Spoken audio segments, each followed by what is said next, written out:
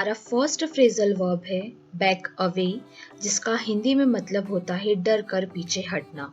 हम इसका एक हिंदी में सेंटेंस देखेंगे, फिर उसको इंग्लिश में ट्रांसलेट करेंगे।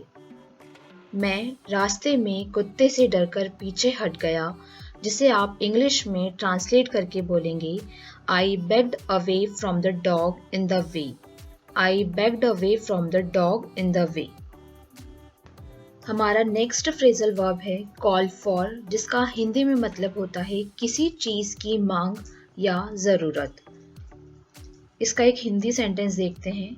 काम को धीरज और धैर्य की जरूरत होती है, जिसे आप इंग्लिश में कन्वर्ट करके बोलेंगे the work calls for endurance and patience.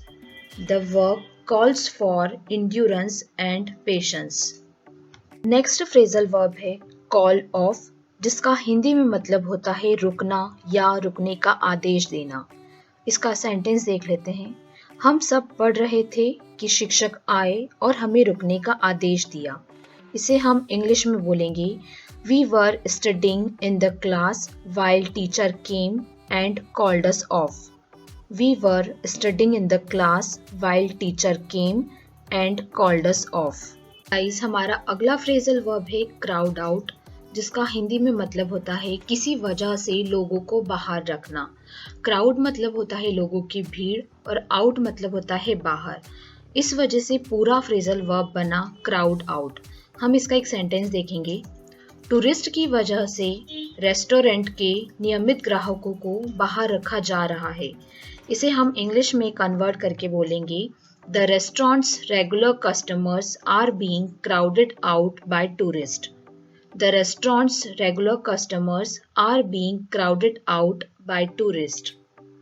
Guys, आगे बढ़ने से पहले नीचे एक लाल बटन दिखेगा, प्लीज़ जल्दी जाकर इस चैनल को सब्सक्राइब कीजिए, क्योंकि इस चैनल पे आपको मिलेंगे एडवांस और new vocabularies, daily use sentences और जनरल नॉलेज के फैक्ट्स।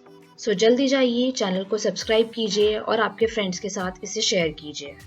हमारा अगला फ्रेजल वर्ब है क्राई आउट फॉर, जिसका हिंदी में मतलब होता है किसी चीज की मांग करना।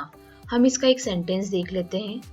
भारतीय युवा स्वतंत्र और साफ चुनाव की मांग कर रहे हैं, जिसे आप इंग्लिश में कन्वर्ट करके बोलेंगे Indian youths are crying out for free and fair elections.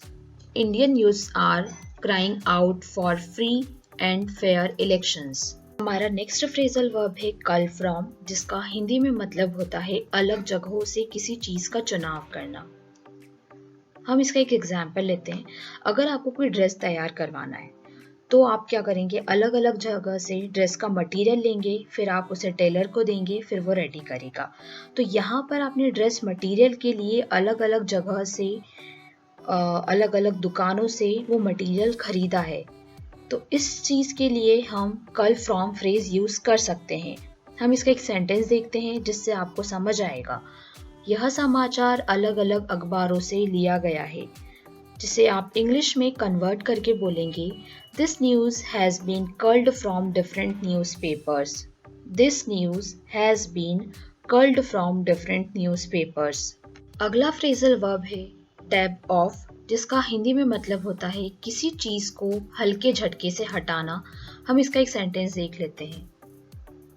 मैंने हल्के झटके से अपने शर्ट से धूल हटाया, जिसे हम इंग्लिश में कन्वर्ट करके बोलेंगे I dabbed the dirt off from my shirt. I dabbed the dirt off from my shirt. अगला फ्रेजल वर्ब है डैब ऑन या फिर डैब ऑन टू, जिसका हिंदी में मतलब होता है थोड़ी मात्रा में लगाना। हम इसका एक हिंदी सेंटेंस देख लेते हैं। उसने बाल में थोड़ा सा तेल लगाया, जिसे आप इंग्लिश में बोलेंगे he dabbed oil on his hair. He dabbed oil on his hair. Deal out, जिसका हिंदी में मतलब होता है कुछ बांटना। हम इसका एक सेंटेंस देखते हैं। कल इन्वेस्टर में लाभ बटेगा, जिसे आप इंग्लिश में कन्वर्ट करके बोलेंगे The profits will be dealt out among the investors tomorrow. The profits will be dealt out among the investors tomorrow. अगला फ्रेजल वर्ब है ease down, जिसका हिंदी में मतलब होता है चाल कम करना। हम इसका एक सेंटेंस देख लेते हैं। आगे तंग गली है, हमें स्पीड कम कर लेनी चाहिए, जिसे आप इंग्लिश में कन्वर्ट करके बोलेंगे there is a narrow street ahead so we should ease down. यहाँ पर आपने नोट किया होगा, जब भी हम इंग्लिश बोलते हैं तो हमें बिल्कुल सीधे नहीं बोलना है, थोड़ा सा पॉज दे के बोलना चाहिए, जिससे लोगों को समझ में आता है कि आप क्या बोलना चाहते हैं। अगर इस सेंटेंस को हम बिना पॉज दिए बोलेंगे तो ऐसे बोलेंगे there is a narrow street ahead so we should ease down. इससे लोगों को नहीं समझेगा कि आप क्या बोलना चाह रहे हैं, क्या डिलीवर करना चाह रहे हैं। अगर आप थोड़ा सा पॉज दे के बोलेंगे और थोड़ा सा स्लो बोलेंगे तो उन्हें भी अच्छे से अंडरस्टैंडिंग बनी रहेगी। हम इसे एक बार इंग्लिश में बोलते हैं, there is a narrow street ahead so we should ease down.